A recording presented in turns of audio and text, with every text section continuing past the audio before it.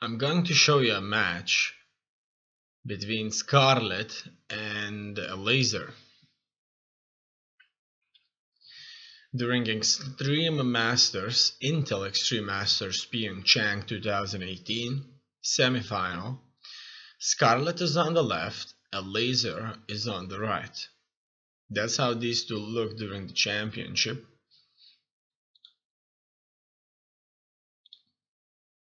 It's a IEM Season XII PyeongChang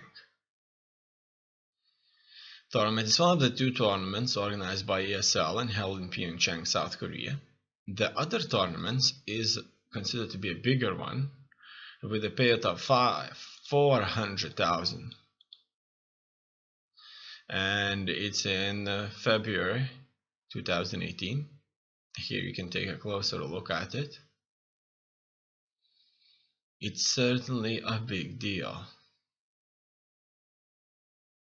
no doubts about it.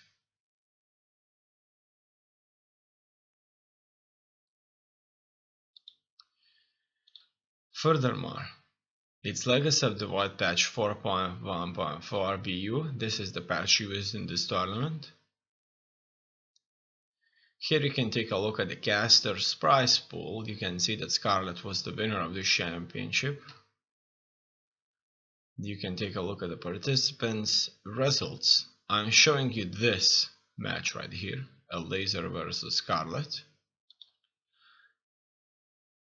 And you can see that Scarlett was doing a superb job, only getting a 1 loss, and even during the finals she only got 1 loss.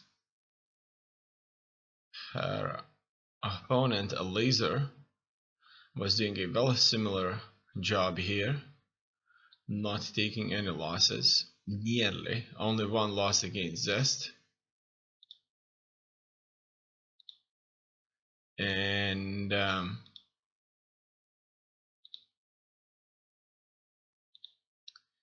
that was certainly a big deal. I'm gonna show you other matches too here that got played. You can see who won where and how well it all worked out for them.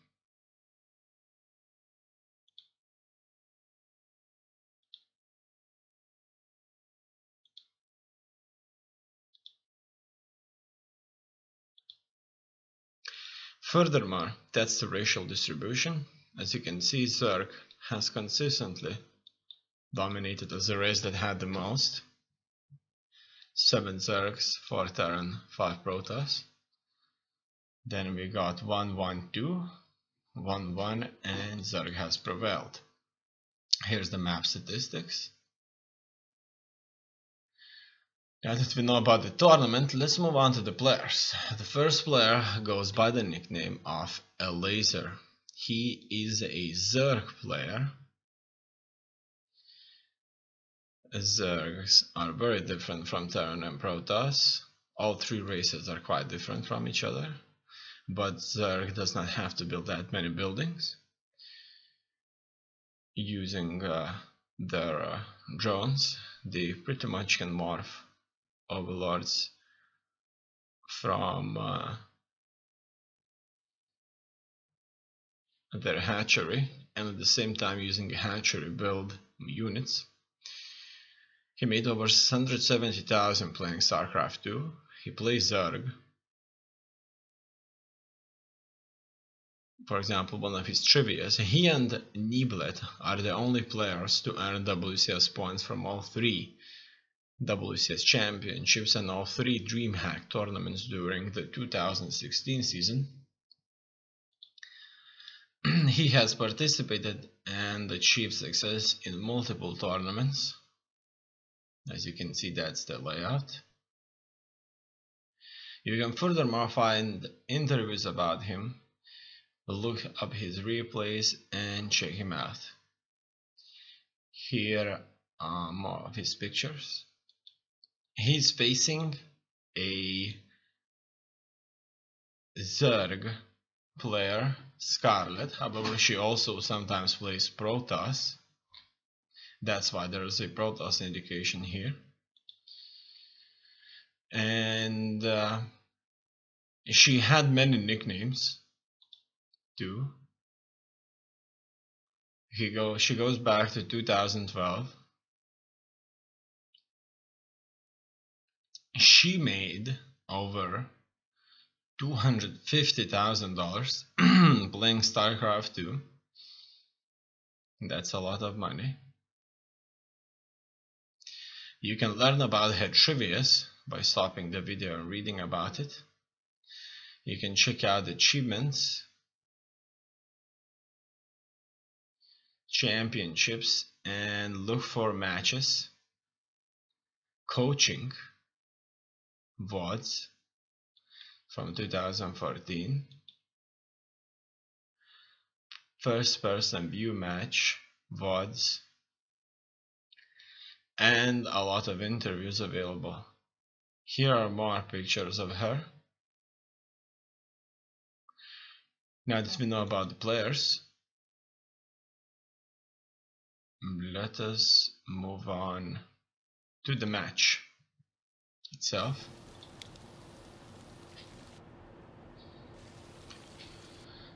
We'll see how she decides to open. It looks like it's raining during this map. We see rain pouring down.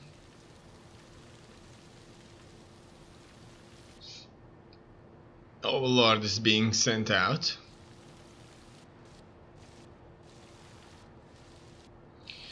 And we'll see if there's any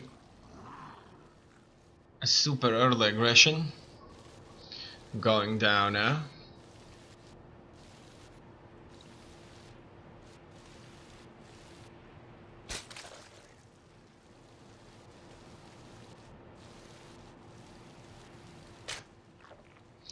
She starts with opening herself a second hatchery at 50 seconds.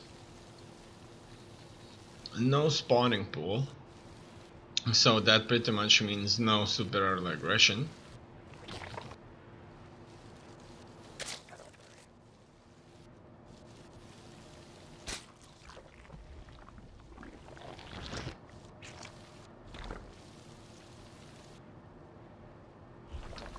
We just encountered Elazer's Overlord there too. An extractor has finished, and gas is soon going to be collected.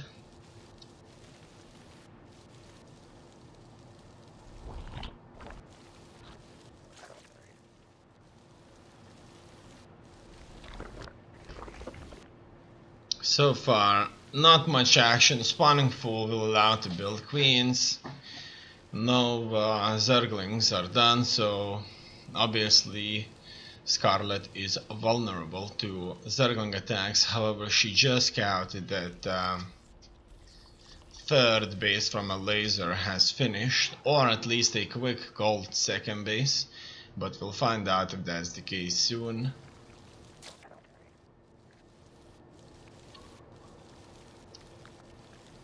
Two queens are on the way. Elazer still doesn't have any queens whatsoever. It looks like both players have a very similar number of drones.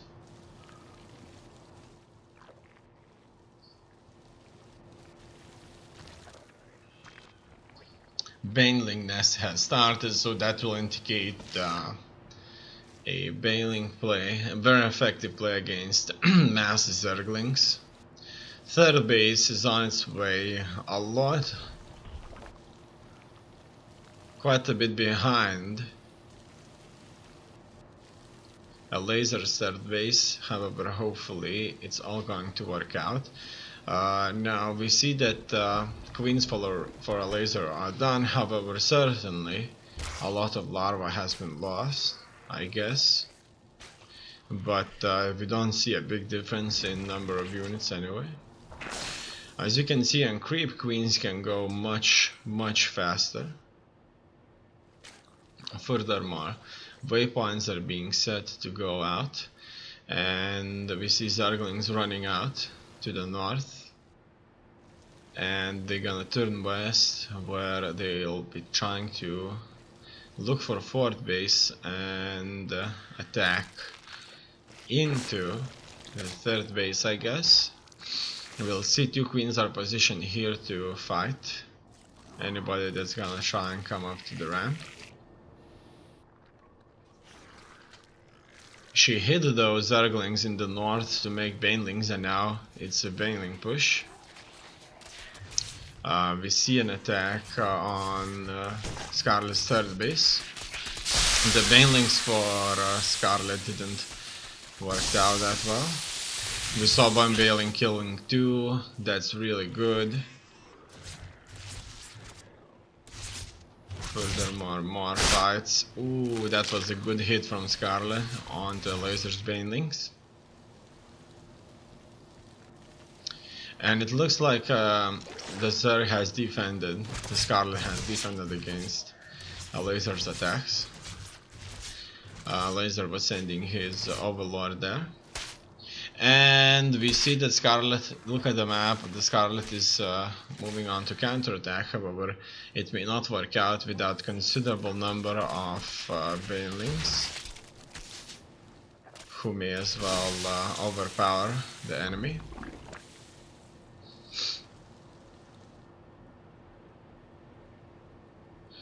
In here,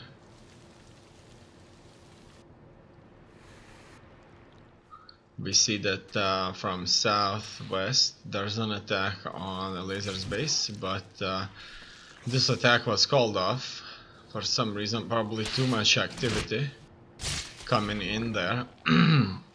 But the forces are numerous. It looks like they are numerous for both players, but Scarlett has 50 Zerglings versus Elazer 20 Zerglings. However, Elazer has focused on roaches more, a lot more. Both players don't have extreme numbers of banelings, but look at that. Those large number of Zerglings for Scarlett have proved to be just good enough to kill off Elazer's workers. Now Elazer has 7 workers less, but look at that. Scarlett's push into Elazer's main base killed off